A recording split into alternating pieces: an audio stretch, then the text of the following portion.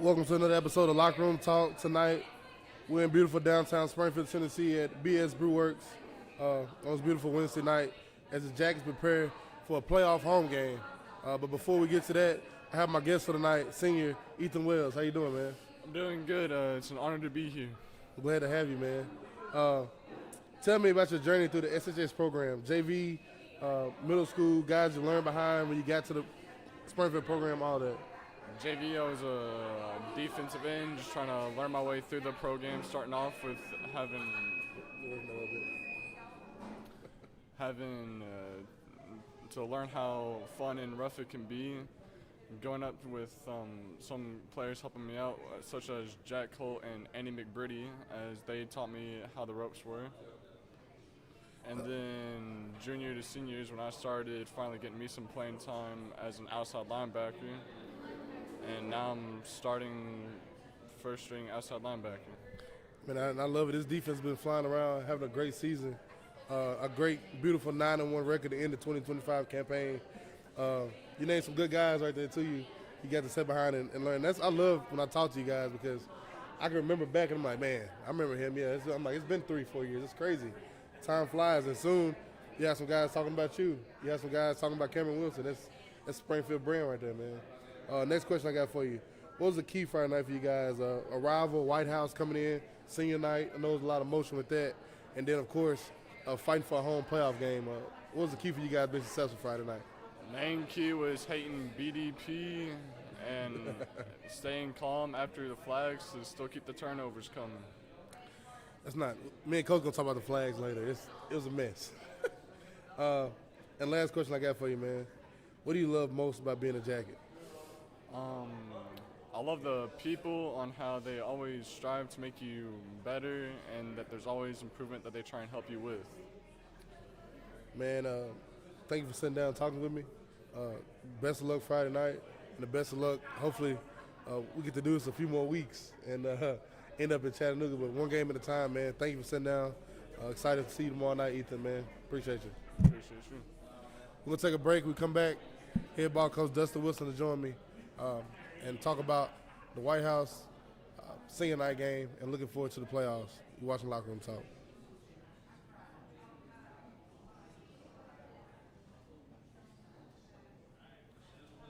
Here is community. The brewing of it, to brew this liquid, we just fell in love with the craft. The unlimited numbers of flavors that can be coaxed out of these simple agricultural products is endless. We are a community gathering space. Our goal was really to bring a place to Springfield and Robertson County where residents can come together and in many cases sometimes meet their neighbors for the very first time. For those who think of us as just some other bar, they got me tickled. Sip of water trick, is that what it's supposed to be? They couldn't be further from the truth, quite honestly. We are a family-friendly brew pub, as defined by the good old folks at the U.S. government, which means that we not only brew our own beer here, we also have a fantastic food lineup as well. We're just a short drive up from North Nashville. From Clarksville coming from the west, you can be here 20-25 minutes. You don't have to pay $50 to park anywhere, and you can visit some great vendors, not only us, but other fabulous places here in Springfield. So when you come to BS Brewworks, you're sitting in a building that was built in 1938, actually became the first home of the Farmers Co-op here in Robertson County. What better place to help highlight and showcase a product that is so agricultural at its base. Everyone is welcome here.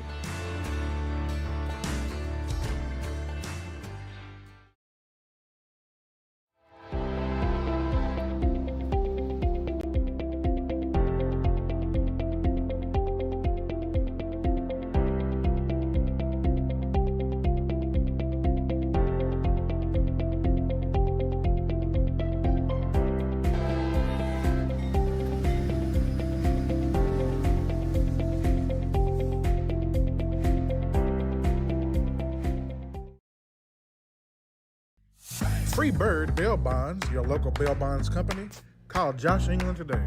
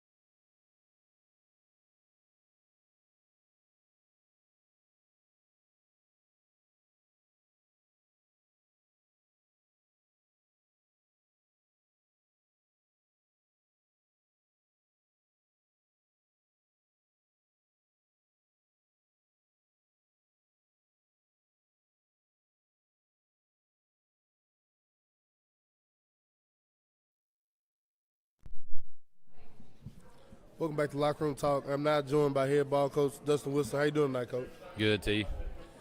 Last Thursday night, the Jackets welcomed the Blue Devils of White House into the Nest for Senior Night 2025 with a home playoff game on the line. The Jackets struck first when Jeremiah Beard took the Woodson handoff 12 yards to the end zone to get the Jackets' night started. Later in the first quarter, Casey Woodson would yet again show off his running ability with a 31-yard rushing touchdown to put the Jackets up 14-0 heading into the second quarter. In the second quarter, the Blue Devils started to gain a little momentum of their own, scoring 2 touchdowns in the quarter, but the Jackets were on a mission. In the second, Casey Wilson hit Bryce Baldwin on a short pass, and he did the rest, knocking White House defenders off of his back into the mud as he scampered 55 yards down the home sideline to the end zone. In the second half, the Jackets dominated.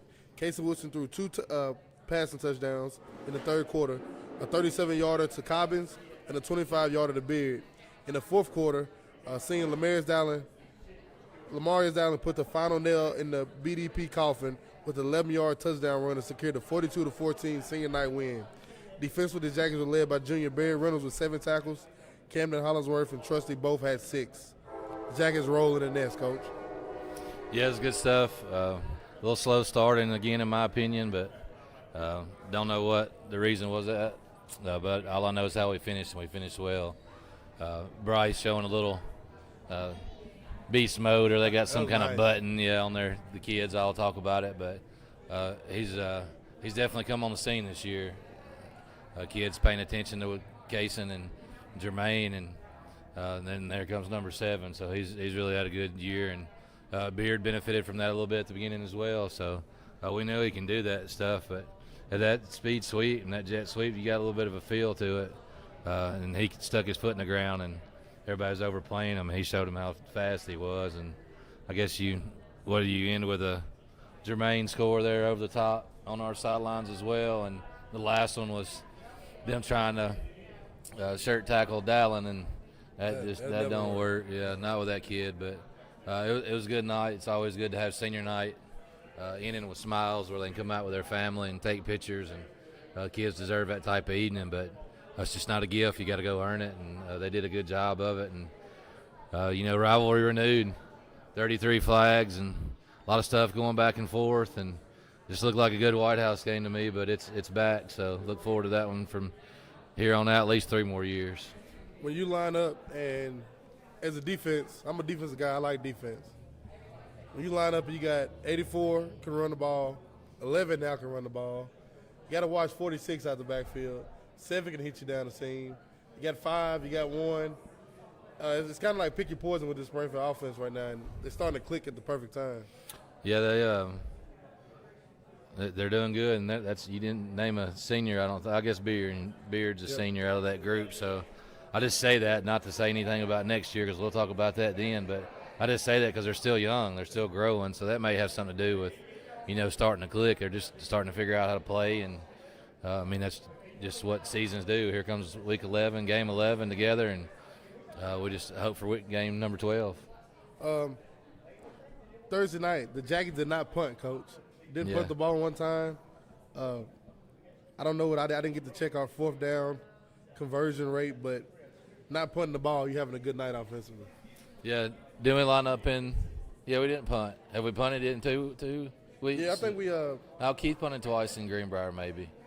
Anyway, the other night. I remember Barry Reynolds pooch punt somewhere. It might have been the other night. So Keith wasn't a punting, but that's it just says something about your offensive efficiency and those weapons you just said, and not getting behind the chains, and as hard as that was the other night with all them daggum flags. But 17 was on us, 16 was on them, so it wasn't nothing like they were out to get us. That's just what happened the other night, and 180 something yards of penalties. And not punting, that says a lot about the offense and Coach Atkins. And, you can name all those guys that are skill guys, but here we are again, not mentioning those linemen that have held it down all year. So those linemen, starting with how we rotate our tackles with Nashawn, Cortavius Herring, and Cooper Dossett. And you got Cooper Rawls and Caden Norman and Dakota Bedwell. They're doing a great job up front. This one right here, Coach. The next one's for my rowdy crew up top by the press box. Arbaugh. Don't say no names, right? All those guys up there, and they was just 16 assessed penalties for the Jackets for 180 yards. 13 assists for 100 yards for White House. Overall, over 30 penalties for over 300 yards. Just imagine each one of those taking 30 seconds times 30. That's good math. That's 15 more minutes of the game, ain't it? Then I think there were 6 that weren't assessed. Yeah, it was rough. But that's what they started calling, and I see they said, hey, we called that one, so we're going to have to keep calling. That's just kind of the officials for the week. But, yeah, it was long. It took forever, and kids played through it. That's what I told them after the game. Did. Like, you talk about line up against a Clarksville option offense, or a Portland wing T, or a Station Camp pace, and East Nashville pace, and so on and so on. Well, we all got challenged with something we couldn't control, and that was those referees and the rate in which the flags were coming, and we got to learn and grow. So I'm glad it happened in a regular season game and not this week. So lesson learned, and we've been worrying about us this week. Hope they didn't get no candy trick-or-treating, and hope they busy this Thursday. The Jackets and White House, like I said, first played in 1987. The Jackets now lead the series 18-16 and make it 4 straight over the White House Blue Devils. We'll take a break. We'll come back here at BSB Works. We'll get into the round 1 of the 2025 4A playoffs as the Jackets welcome the Red Hawks of Creekwood into the nest tomorrow night on Thursday. You're watching Lockeroom Talk.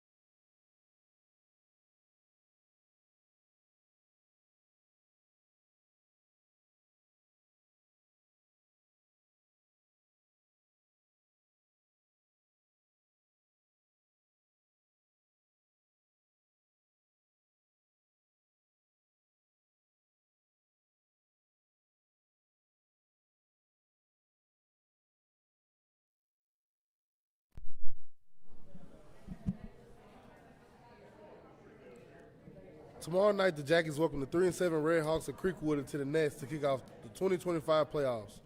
The Red Hawks come in sporting a balanced offensive attack and a four-man front defensively. The Red Hawks and the Jackets were in the same region the last time the Jackets won 4A classification from 2017 to 2020. They come into the Nest looking for their first playoff win since 2020. Yeah, we had some good games with them. We was talking about a few of them out there painting earlier, if you will. I really think it was the last game, and it was for the region championship, 19 or 20. It was after Duran and them, so yeah, it was COVID. It may have been close to the halftime. We pulled away at half, but the one I remember the most was down there, and they're pouring down rain, cold and then raining. Brian Hayes' game where he run all up and down the field, and it was a great game for us. And then another moment with them in that it had to have been 19 down there. Kel Jones play. We called 3 timeouts and they called 2. There was 5 timeouts before another play happened, and it was 4th down conversion. We kept seeing what they was going to line up in. But anyway, good ball, close ball, good, well-coached team. Coach Steele does a great job. They'll be prepared, and they got a dude at back. I told the boys is the best back I think we've seen in 5 or 6 weeks. So they'll be ready and they'll be hungry. And it's playoff football. It don't matter. At 3-7 don't matter. And more importantly, neither does that 9-1 because one mess up now, and that'd been our last Wednesday practice today as seniors. So it's just real. It's playoff football. That time of year, I remember that 2019 game down there, like you said, the timeouts back to back to back. Me and Coach Harmon was in the press box, and he's like, "T, this is chance right here." I said, "Yeah, it is, Coach. They coming out, seeing what formation they in, seeing the Springfield, creeping it, body up, and they call the timeout." I was like, "This is great football right here." Yeah. Kel batted it down in the end zone. Luckily, we came out on the good side of those things. Yeah. They're well coached, good football team. Dixon County football is kind of one of those new schools come in Dixon County. It's kind of why Dixon County probably took a little while to get back to playing good ball. But that's just what happens when new schools are built. But they're that newer school. They're probably 20 years old now. But we talked quite a bit the past couple of days, unfortunately. But yeah, they'll be ready to go. The Jackets, as Coach mentioned, ruined one of their best seasons ever the last time we met. October 30th, 2020, in the Nest, the 9-0 Creekwood Red Hawks lost the region championship to the Jackets 38-14 on my TV 30 that night, Coach. It was on TV. We seen a trophy or something. We didn't. Yeah, we've been doing a little reminiscing, catching up. It's been a while since we've been in 4A, but Creekwood comes up in all those memories, so they're a good program. We're back in 4A and looking to do a little damage and get our old name back, Coach. I'm going to hold on to it for a few weeks and all right. Make sure I don't jinx myself. I'll tell them I'm a fan. I'm a fan up here, Coach. I'm a fan, but excited for this first one at home. Tomorrow night, the game was moved to Thursday due to incoming weather on Friday. So Thursday night in the Nest, 7 p.m., be loud, be proud. What you got for us, Coach? Yeah, just a little bit of explanation if you're listening out there, if you're watching later on as T's tours it. Just moving a game, like the why to it. Like, man, you want people out there for the kids. You want them to watch it. All of us adults ain't going to come out in the rain and the forecast and cold, and it just takes away from the kids. Financial, it's money to fix fields that are wet and had a rough week last week. And real rough. Yeah. I mean, it is what it is, but a lot of things going on. And, and lastly, like, who wants to spend their Saturday after coming back after a Friday night because you couldn't get a game in because of a little bit of lightning? And who knows? We're listening to a forecast, but it looks like nothing's going to happen tomorrow night, so hopefully we made the right decision. And whatever happened, it happened for both teams, so it'll be squared away. But TSSAA allowed us because we both agreed, and we decided to move it. And here we go, and Thursday night playoff at the Nest, as you call it, and we'll see what happens. But no season passes work no more. It's postseason. The TSSAA and their playoff procedures. The only thing that'll work is a couple of TSSAA coaches' cards. So none of their season passes. They're all done and expired. It'll be $1 more, I think. I think it's $10 at the gate. Yeah. So Parking, for those of you preferred parking members, that's still good. That's on us. We'll still have a concession stand. Everything else should look right, and hopefully it looks the same because all you fans are back out there. Even though it's a Thursday, just come on and yawn a little bit on Friday morning at work, but come and support the boys. It's go time, baby. It's playoff time in Springfield as the Jackets welcome the Red Hawks of Creekwood into the nest tomorrow night for the first round of the 2025 4A playoffs. I'm excited, Coach. It's that time. Yes, sir. Playoff football. I'm ready to see that grass turn gold. Yep, brown grass, baby. So you're playing in the right time of year. Let's go. See y'all tomorrow night in the nest, 7 p.m. Be loud, be proud. I'm head ball coach Dustin Wilson, Terrence Summers. See y'all tomorrow night. As always, go Jackets, baby. You are watching a Social Dweeb sports production.